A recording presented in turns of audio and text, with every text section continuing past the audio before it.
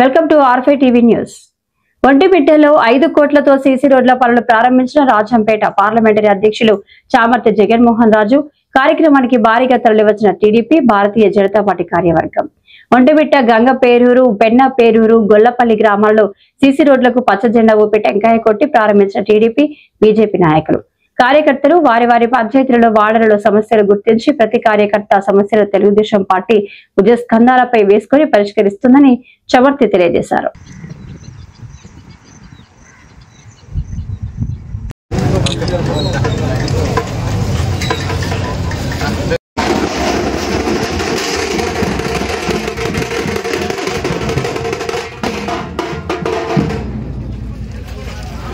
శిథిలావస్థగా చేరినటువంటి ఆర్థిక సంక్షోభాన్ని చక్కదిద్దడమే కాకుండా కేవలం 1 సంవత్సరం కాలంలో ఎక్కడ కూడా ప్రజలకు ఇబ్బంది పడకుండా అటు ఉద్యోగస్తులకు కానీ, ఇటు పేద ప్రజల సంక్షేమం కానీ, అలా రాష్ట్ర అభివృద్ధి కానీ మూడింటిని కూడా ఒక ముందుకు నడిపిస్తూ 1 సంవత్సరం పూర్తి చేసుకున్నటువంటి సందర్భంలో మనం కూడా ఒంటిమిట్ట గ్రామంలో దాదాపు 5 కోట్లకు సంబంధించి సిమెంట్ రోడ్డు వర్కులను ఇవాళ ప్రారంభించుకోబోతున్నాం. దీనికి సహకరించినటువంటి మా ఇన్ఛార్జి మంత్రి గారికి, మా ఎమ్మెల్సీ రాంగోపాల్ రెడ్డి గారికి కూడా అభినందనలు తెలియజేస్తూ ఉన్నాను.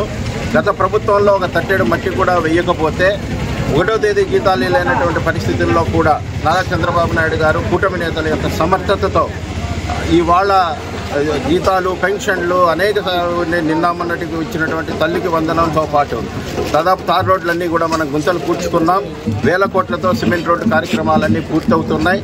కాబట్టి ఇంకా వచ్చే 4 సంవత్సరాల్లో మరింత అభివృద్ధి చేస్తూ ప్రజలకు ఇచ్చినటువంటి హామీల కన్నా మిన్నుగా ఎక్కువగా కృషి చేసి ఈ ఆంధ్రప్రదేశ్ రాష్ట్రాన్ని దేశంలో నెంబర్ 1 చేయాలన్నటువంటి చంద్రబాబు గారి ఆశయాన్నంతా కూడా రాజంపేట తెలుగుదేశం పార్టీ, ముఖ్యంగా ఒంటిమిట్ట మండల కార్యకర్తలందరూ కూడా పుణికిపుచ్చుకొని ప్రభుత్వ కార్యక్రమాలన్నీ కూడా పేదలకు చేర్చే విధంగా కృషి చేస్తున్నందుకు వారికి కూడా అభినందనలు తెలియజేస్తూ ఈ ప్రోగ్రాం విజయవంతం చేసినటువంటి ప్రతి ఒక్కరికి కూడా, అధికారులకి, తెలుగుదేశం పార్టీ కార్యకర్తలకి, ఒంటిమిట్ట ప్రజలందరికీ కూడా ధన్యవాదాలు తెలియజేస్తున్నాను. ఇప్పుడు సంవత్సరం సుపరిపాలన పూర్తి చేస్తున్న సందర్భంలో సూపర్ 6లో భాగంగా పథకాల్లో ఎన్ని పథకాలు ఇప్పటికి పూర్తి అనేది, రాబోయే కాలంలో మిగతా పథకాలు అవి సూపర్ 6 కాకుండా మిగతా సంక్షేమ పథకాలు ఏమైనా వచ్చే అవకాశం?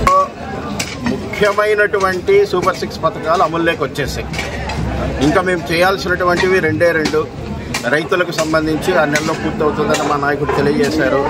మహిళలకి ఉచిత బస్సు సౌకర్యము, ఇవి 2 హామీలు పూర్తి చేస్తే కనుక 99% హామీలు పూర్తయిపోయినట్లే.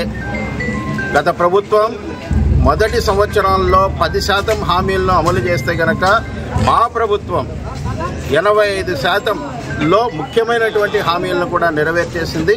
ఇంకా కేవలం కొద్ది హామీలు ఉన్నాయి, అవి కూడా 2-3 నెలల్లో పూర్తి చేస్తుంది. చెప్పిన వాటికన్నా ముందుగానే ప్రజలకు ఇచ్చిన మాట కన్నా ఎక్కువ కష్టపడి సమర్థతతో అటు కూటమి ప్రభుత్వం, కేంద్ర ప్రభుత్వం సహకారంతో సంక్షేమము, అభివృద్ధిని పరుగులు తీయిస్తూ ఉంది. దీనికి ప్రజలందరూ కూడా హర్షిస్తూ ఉన్నారు. ఎక్కడ కూడా అవకాశం లేకుండా, ప్రభుత్వాన్ని కామెంట్ చేయడానికి ఎక్కడా అవకాశం లేకుండా ఉంటే కనుక పనికిరాని చేష్టల కోసము, పనికిరాని వివాదాలు, అసలు ప్రజా సమస్యలు అనేటువంటివి వాళ్ళకి కనపడడం లేదు.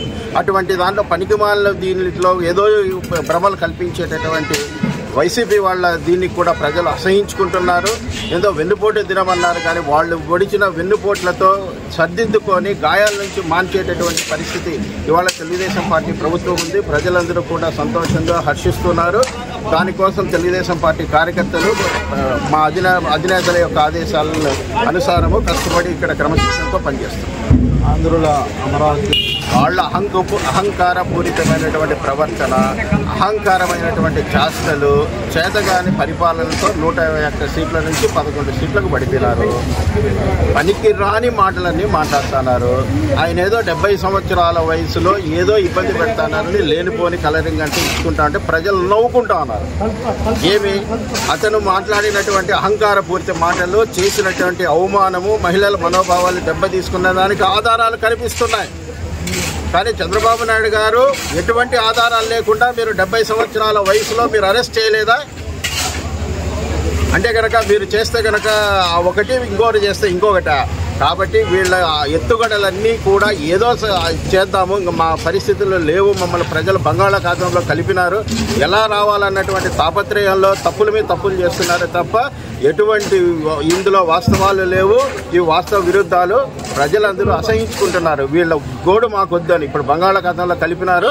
వచ్చే ఎన్నికలకు ఆ పార్టీనే నామరూపాలు లేకుండా పోతుంది.